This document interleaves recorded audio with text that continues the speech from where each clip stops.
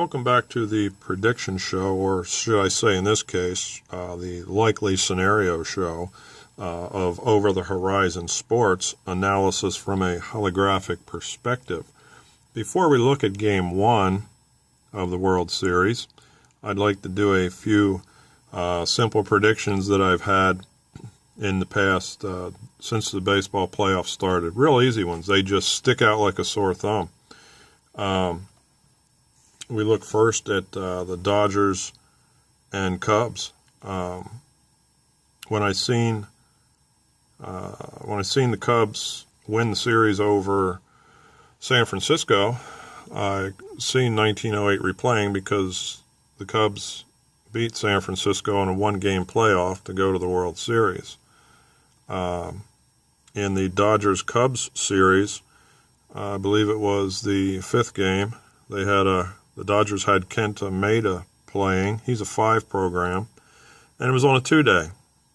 And 5 programs on a 2-day, it don't work. That's their least compatible day, and quite often you see him melt down. But Maeda, he did a great job. He only gave up 1 run in 3 innings until the coach pulled him. But then 2 pitchers later, I saw the coach put in Joe Blanton, which is another 5 program. Well, they hit him for 3 runs, and pretty much then the game was over. And I read the story of where Kershaw was scheduled to pitch Game 6. Well, I looked at the date, and it was on the 22nd, which is a 4-day. Clayton Kershaw is a 3 program. Well, he's going to melt down on a 4-day. That's his worst day to be pitching. And all these guys are great pitchers, every one of them, from every team. And they just get a bum rap because the managers just don't know how reality functions. You know, it's horrible how these teams play all year, and then the manager just throws the game away on something simple like that. When you looked at the Game 4 of the Cubs against San Francisco was up 5-2 coming into the 9th inning, I believe it was. And the San Francisco coach, he had 3 or 4 or 5 pitchers. It was 4 or 5 pitchers, yeah. And he had 4 or 5 pitchers that he used in that inning. 3 of them were least compatibles for that day. They shouldn't have been pitching. So you can see how the Cubs came back from a 5-2 deficit to win in that inning, 6-5.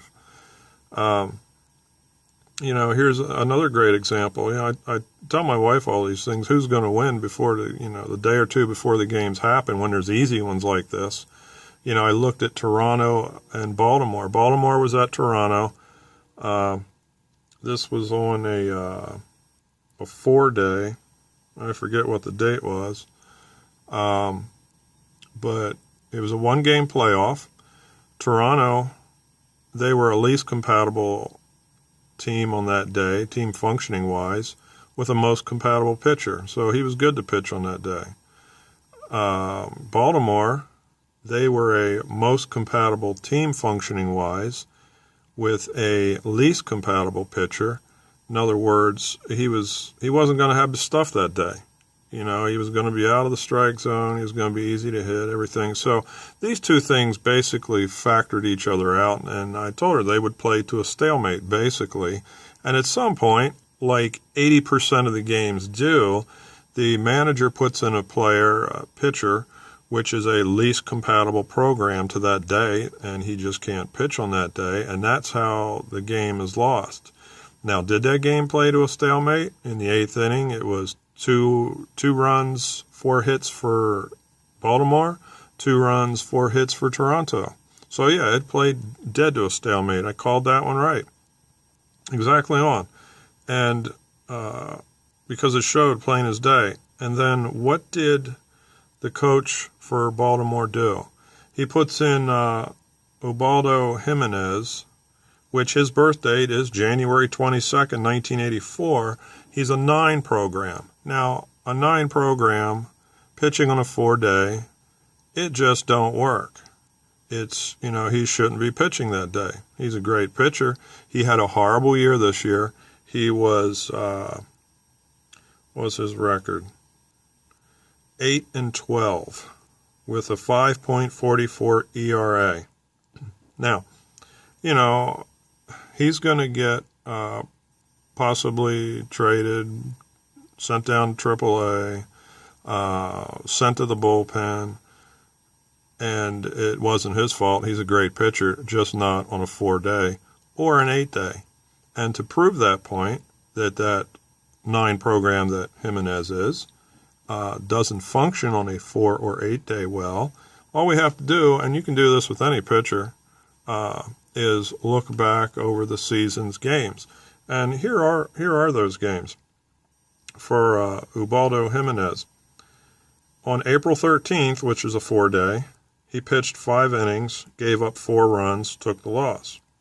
On April 26th, which is an 8-day, he pitched 6 innings, gave up 3 earned runs, took the loss. On May 17th, which is an 8-day, he pitched 4.1 innings, gave up 6 earned runs, took the loss. May 22nd, which is a 4-day, he pitched 5.2 innings, gave up 6 earned runs, took the loss. May 17th, which is an 8-day, he pitched 2.1 innings, gave up 5 earned runs, took the loss. July 8th, which is an 8-day, he pitched 1.1 innings, gave up 5 earned runs, and took the loss. August 13th, which is a 4-day, he pitched 2 innings and gave up 2 earned runs, and the coach pulled him. Now, this proves exactly what I say all the time. It's easy to see, Ubaldo Jimenez is a great pitcher, and no one is going to know why he did so bad on those days. That's just physics in action. His advanced holographic program can't function on those days, just like mine being a 5 program has, the 2-day and the 8-day are the hardest for me. So his coach, manager, gets paid all this money, and he don't even understand how reality works, but yet Ubaldo Jimenez is going to get hammered for it. And in that Baltimore-Toronto game, which was October 4th, there it is.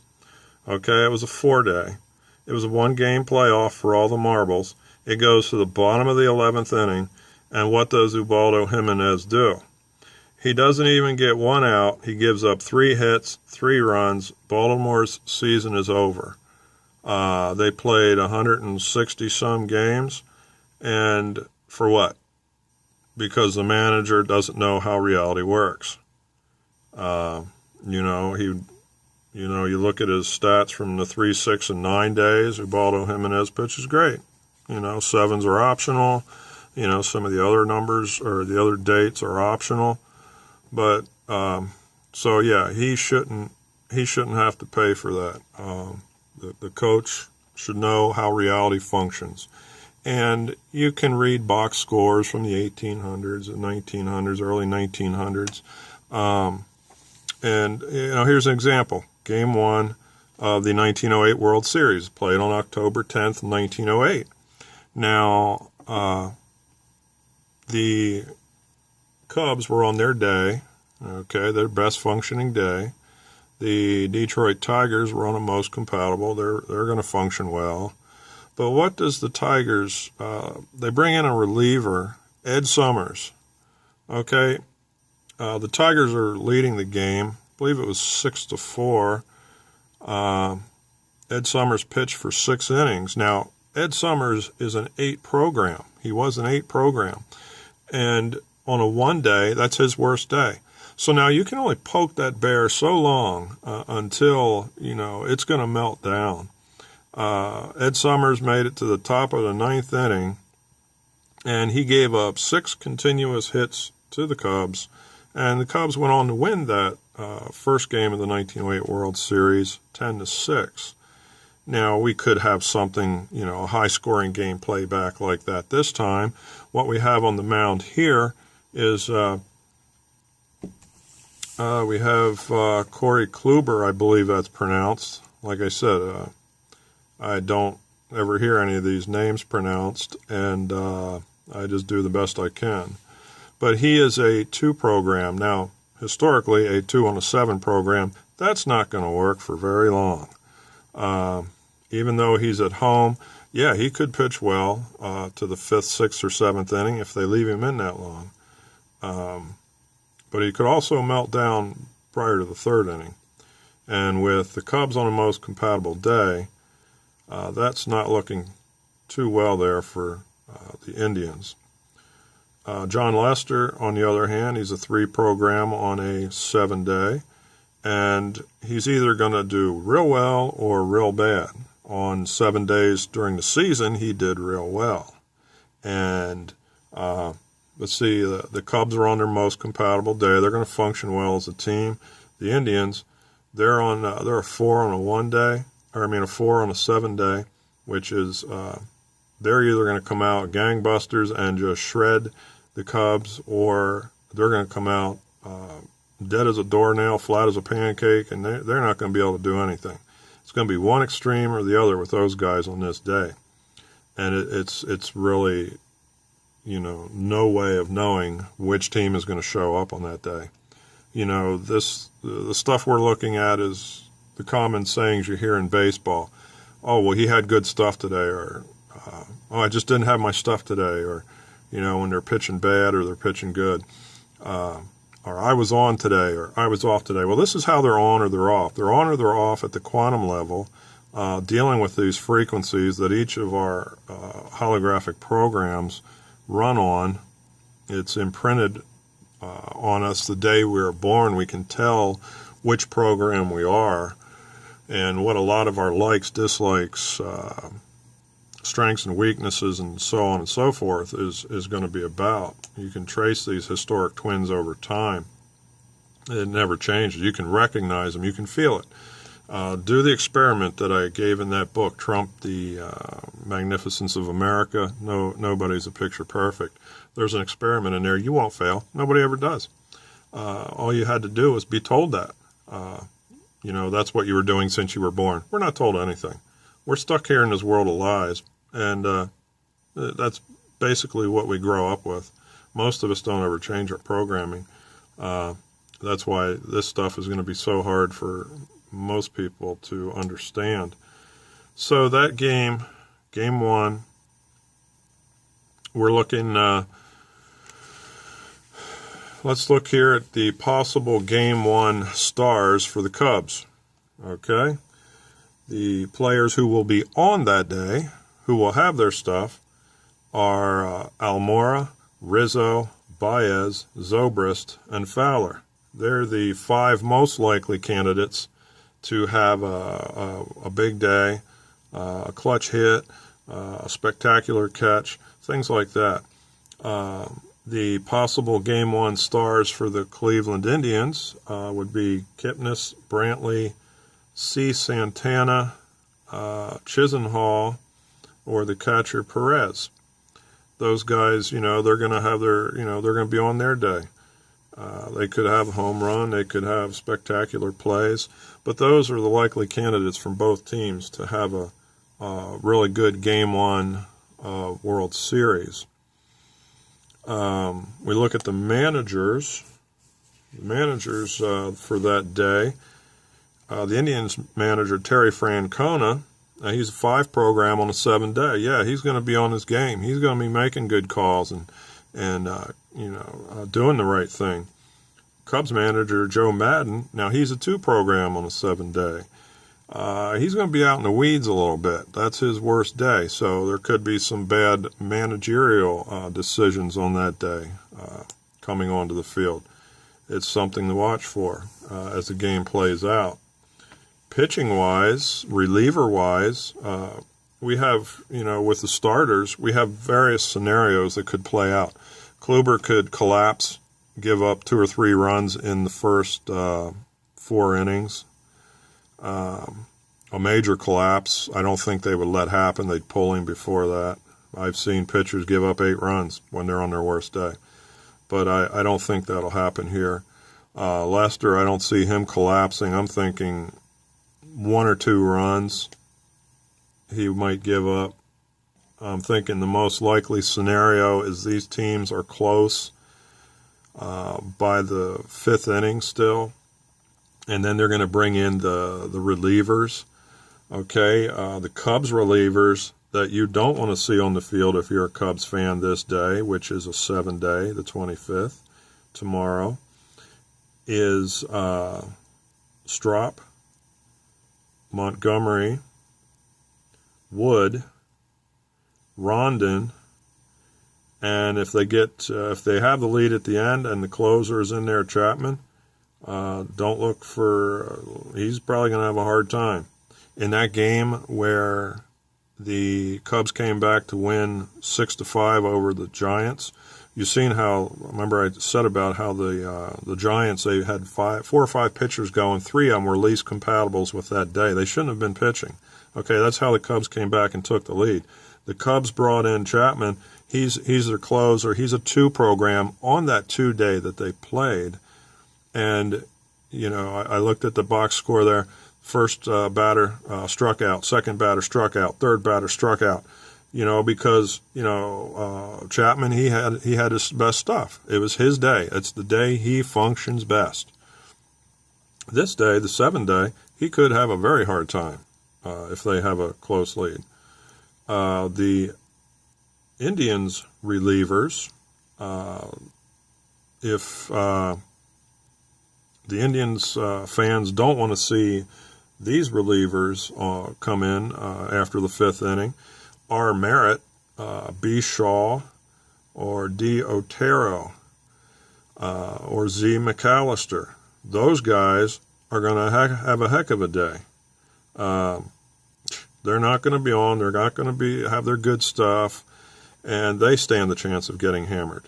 So if the Indians lose at that point in the game, it's probably going to be one of those 4 relievers that come in. If the Cubs lose, it'll be Strop, Montgomery, Wood, or Rondon that come in and give up runs, because those guys really shouldn't be pitching on that day. Now, the Indians, you know, they have their ace in the hole, but the coach, the manager, he ain't going to probably see it. Okay, M. Clevinger, okay, he's usually a starter, I believe, and he relieved in the one game. I'm not sure where he's at right at this point. He relieved in the one playoff game, one of the last ones they had against Toronto. But he's the one you want pitching, Clevinger. He's a 7. He's on his day. Nobody's going to touch him, and he'll probably go unnoticed. He'll sit there on the bench, and that'll be it. You know, the coaches don't know how reality functions. They put in players that shouldn't be pitching that day when there is so many young arms and so many old guys that have been relegated to the bullpen, you know, and they, on their day, they can pitch better than anybody on that team. And the coaches don't know it. The managers don't know it. So what we're going to see play out is, you know, I would think the most likely scenario is a close game by the 5th. One of the coaches brings in one of those players that I've given on those 2 teams, and that's where the game is lost. That's usually how this works out. The stars of the game, I already put them out for the Cubs. Good possibility is, the best possibility is Almora, Rizzo, Baez, Zobrist, and Fowler. And for the Indians, it's Kipnis, Brantley, C. Santana, Chisenhall, or the catcher Perez. So that is basically our most likely scenarios and some good examples of how our advanced holographic programs function on days using sports, using baseball, using pitchers. It's so easy to see. It's like, come on, these managers, it's like, come on, guys, you're supposed to be like men of numbers.